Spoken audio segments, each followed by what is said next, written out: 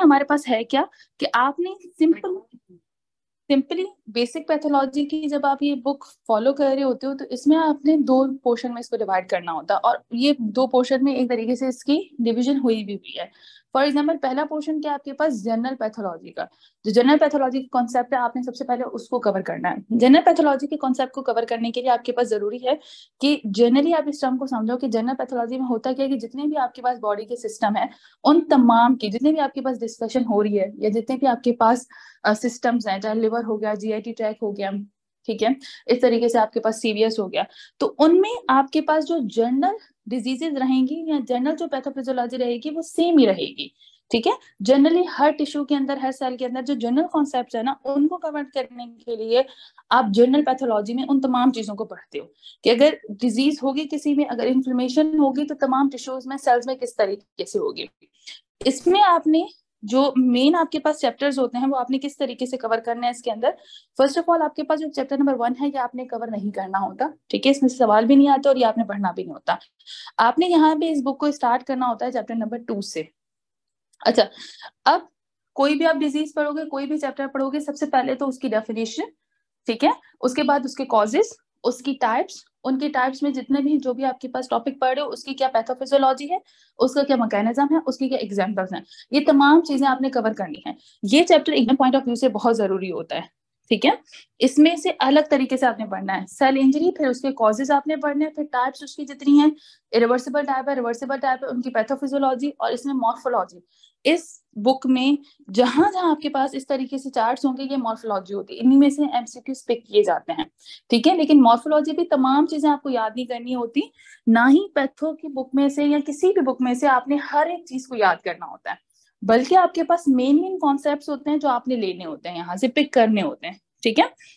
सो यहाँ से आपके पास एमसीक्यूज आते हैं। अच्छा, फ्लो चार्ट्स आप लोगों ने फॉलो करने होते हैं, जहाँ जो जो यहाँ पे फ्लो चार्ट दिए गए हैं आपके पास किसी भी की चीज के कॉज के लिए, फॉर एग्जाम्पल सेल इंजरी के अगर हमारे पास कोई डिजीज कॉजेज पूछेंगे या उसका मैकेनिज्म पूछेंगे, एक फ्लो चार्ट पूछेंगे, तो हमारे माइंड में अगर ये फ्लो चार्ट होगा कि हमारे पास डिजीज कैसे होती है, इटोलॉजी उसके कॉजेज क्या है सेल इंजरी के, देन उसके बाद उसमें पैथोजेनेसिस आपके पास आती है, तो स्ट्रक्चरल और बायोकेमिकल चेंजेस पढ़ते तो हमारे माइंड में तमाम चीजें आएंगी कि हम लोगों ने उसके बायोकेमिकल चीजों में क्या क्या पढ़ा था, उसके मॉर्फोलॉजी में क्या पढ़ा था।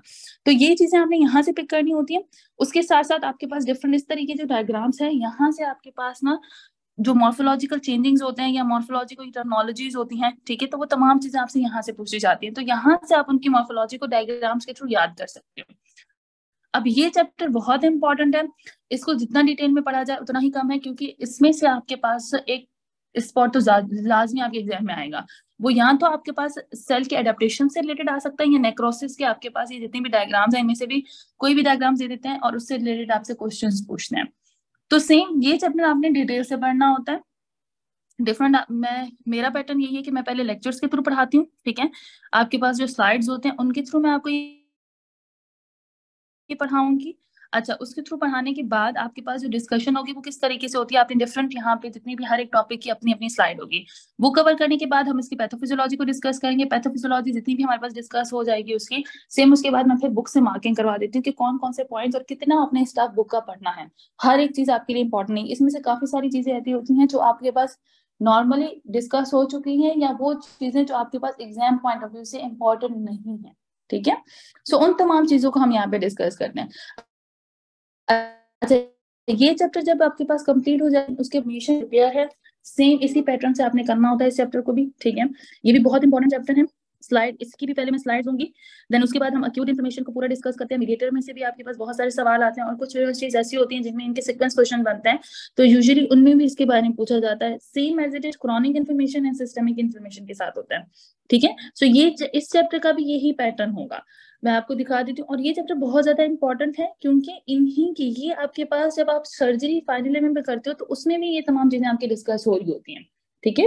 पैथोफिजियोलॉजी के ये टॉपिक वहां पे भी आपके पास डिस्कस हो रहे हैं, मेडिसिन में भी ये कॉन्सेप्ट डिस्कस हो रहा है, तो इसलिए यहाँ पे इनको कवर करना बहुत जरूरी है। अब इनमें से यही होगा कि जब आपके लेक्चर्स होंगे तो लेक्चर्स होने के बाद मैं हर एक टॉपिक को आपकी मार्किंग करवाऊंगी ताकि इनमें से जो जो इंपॉर्टेंट चीजें हैं जैसे आप लोगों को वही आपने याद करनी है। अब इसमें इस तरीके से थर्ड चैप्टर है, फोर्थ चैप्टर हीमोडायनामिक है, ठीक है। हीमोडायनामिक्स के लिए आपने हर एक इंडिविजुअल टॉपिक को अलग अलग पढ़ना है, लाइक एडिमा को पढ़ना है आपने सबसे पहले, तो आप लोगों को एक नॉर्मल टॉपिक कि किस तरीके से आपके पास जो है कोई भी अगर इंजरी होती है तो उसमें आपके पास एक क्लॉट कैसे बनता है, ठीक है, हाइपरनिया कंजेशन का कॉन्सेप्ट, हेमरेज का आपके पास पूरा एक लेक्चर, फिर थ्रोम्बोसिस का अलग से लेक्चर होगा, एम्बोलिज्म, इंफाक्शन, एडिमा, देन उसके बाद ये चैप्टर कंप्लीट हो जाता है। आफ्टर दैट आप लोगों ने क्या करना होता है, same as it is slides provide करने के बाद मैं आपको मार्किंग करवाऊंगी, जो चीजें आपके पास इसमें इंपॉर्टेंट है वो करनी है। जनरल पैथो में एक तो ये चैप्टर्स डिस्कस होंगे आपके, ठीक है, जितनी भी आपके पास जनरल पैथो का लेक्चर होगा। देन उसके बाद जनरल पैथो के अंदर हमारे पास diseases of immune system discuss होता है, ठीक है। इस इम्यून सिस्टम को आप माइक्रोबायोलॉजी की बुक के साथ भी कोरिलेट करके पढ़ सकते हैं। इम्यून सिस्टम आपके पास एक मेन टॉपिक होता है जो आपको पढ़ना आना चाहिए। ये इम्यून सिस्टम आपसे सर्जरी में भी इसके क्वेश्चन किए जाएंगे, मेडिसिन में भी आपके क्वेश्चन किए जाएंगे। सो इसकी इंपॉर्टेंट यहीं से देख लो, और इसका लिंक फिजियो से भी बनता है।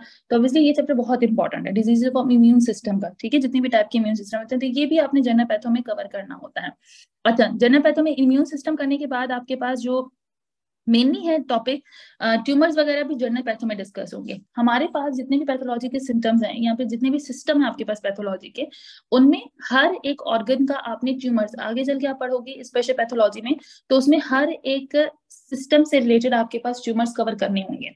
और एक फेवरेट और बेस्ट टॉपिक होता है जो हर एक यूनिवर्सिटी में पिक किया जाता है, और वैसे भी आपके पास ट्यूमर आपको हर एक ऑर्गन के पढ़ने हैं, और ये मेडिसिन में भी आपने करना है, ठीक है। तो इसकी पैथोफिजियोलॉजी तो सेम ही रहेगी, चाहे आप मेडिसिन में जाओ या आगे फिजियो पढ़ते हो, लेकिन जो उसका मेन पैथोलॉजिकल फंक्शन है, ठीक है, सो वो आपने यहीं पे कवर करना है। सो हमारे पास ट्यूमर होती क्या है, बिनाइन ट्यूमर्स क्या होते हैं, ठीक है, उसके अलावा मैलिग्नेंट ट्यूमर्स क्या होते हैं, ये पूरा जो कॉन्सेप्ट है न्यूप्लेजिया का वो सारा हम यहाँ पे डिस्कस करेंगे।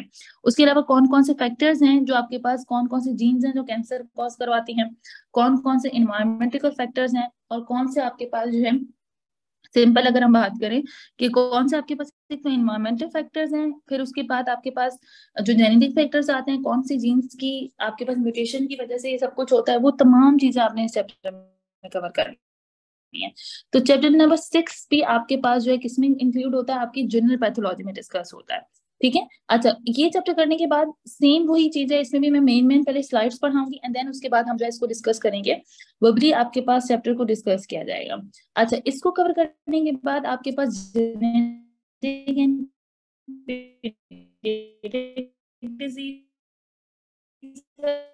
ठीक है, इसको इतना ज्यादा जो डिटेल नहीं है ना, इसमें कुछ ही आपको करना है, पूरा चैप्टर पढ़ा दूंगी, ठीक है, ये भी आपके पास जनरल पैथो में ही डिस्कस होगा।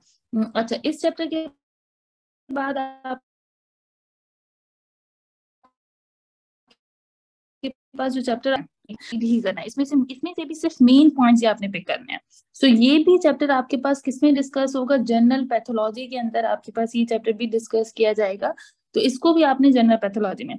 अच्छा, ये इन्फेक्शियस डिजीज है, इसको थोड़ा अच्छे से पढ़ना है, ठीक है, इसमें से भी यही नहीं है कि आपने हर एक चीज को पढ़ना है, लेकिन इसमें से भी मेन आपके पास जो डिसऑर्डर्स हैं, ठीक है, वो आप लाजमी करना है। सो ये भी आपके पास जो चैप्टर है आपके जनरल पैथोलॉजी के अंदर डिस्कस होता है। अब इस बुक के जो स्टार्टिंग के 9 चैप्टर्स हैं, ये 9 चैप्टर्स आपके पास जनरल पैथोलॉजी के अंदर डिस्कस होंगे, ठीक है।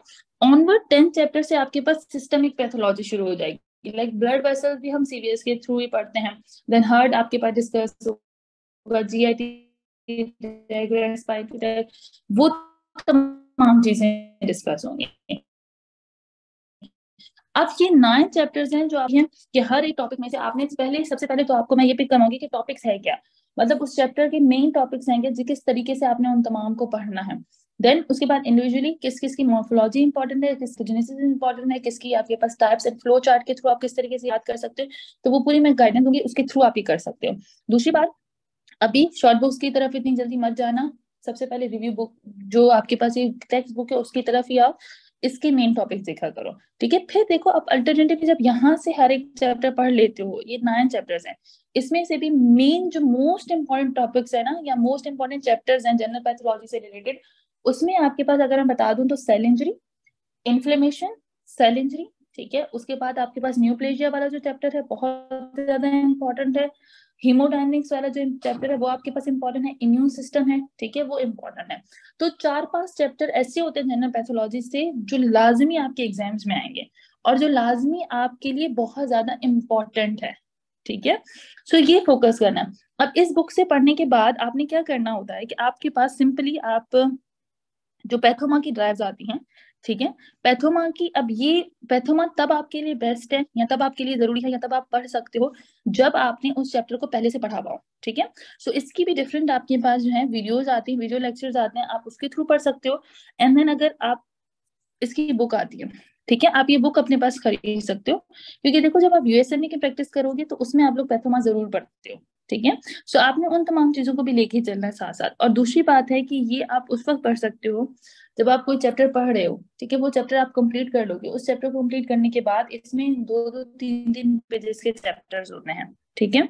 इसमें ज्यादा बड़े चैप्टर्स नहीं होते, 2-2 3-3 पेजेस के चैप्टर्स हैं, क्योंकि इसमें रिव्यू होता है। सो आप ऐसे रिव्यू के लिए इस बुक को कंसिडर कर सकते हो, आप पढ़ सकते हो। उसके अलावा आपके पास जो पैटर्न होगा सेम एज इट इज होगा।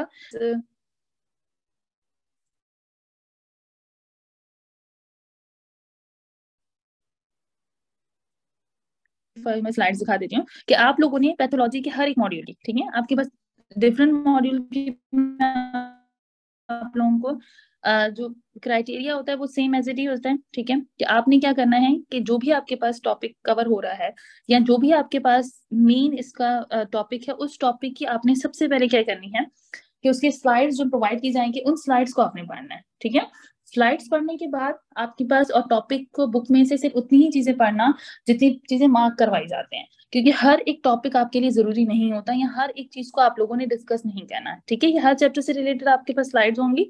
देन आपके पास जो बीसीक्यूज, किस टाइप के बीसीक्यूज आते हैं, ठीक है, एट द एंड आपके पास जो नॉर्मली आपके पास बीसीक्यूज पिक किए जाते हैं या जो मेन मेन जो प्रैक्टिस की चीजें होती हैं वो आप लोगों को यहाँ पे करवाई जाएंगी, ताकि हर एक चीज आप इजीली कर सको। अब क्या होता है कि आप यहाँ से पैथोलॉजी को अगर सही तरीके से करोगे तो फिर मेडिसिन में जब आपके पास टॉपिक सब इकट्ठे होते हैं तो उस वक्त आप लोग इन तमाम चीजों को जो है वो अच्छे तरीके से पढ़ सकते हो। सो अभी पैथोलॉजी सब्जेक्ट से रिलेटेड सिर्फ आप लोगों का, फिर उसके बाद ये तमाम जो बीसीक्यूज वगैरह हैं, इन तमाम बीसीक्यूज को मैं डिस्कस करूंगी। ठीक है। इसके अलावा मैं टॉपिक वाइज बीसीक्यूज डिस्कस करूंगी जो मेन मेन आपके पास हैं, जो आप डिस्कस, जो आपके एग्जाम्स में भी आ सकते हैं और जिससे आपके कॉन्सेप्ट भी कवर हो। तो जनरल जो पैथोलॉजी है उसके अंदर सिर्फ ये 9 चैप्टर डिस्कस होते हैं। ठीक है। उसके अलावा फिर आपके पास स्पेशल पैथोलॉजी आती है, उसमें फिर आपके पास हर एक ऑर्गन अलग से डिस्कस होता है। फोकस यही है, देखो फर्स्ट ईयर सेकेंड ईयर के बाद आपके पास जब थर्ड ईयर आती है या सेकेंड ईयर का एंड आता है या किसी यूनिवर्सिटी में फोर्थ ईयर में पढ़ाया जाता है, सो आपने पैथो को इस तरीके से डिस्कस करना है। बुक्स आपके पास बहुत सारी होती हैं, लेकिन आपने यहाँ पे जो मेरी रिकमेंडेशन है उसके लिहाज से आपने मीडियम रॉबिन बेसिक करनी है। ठीक है। एंड देन उसके बाद आप लोगों ने रिव्यू बुक कर सकते हो। रिव्यू बुक में अच्छा अपनी प्रैक्टिस के लिए आप ये कर सकते हो कि आप इसमें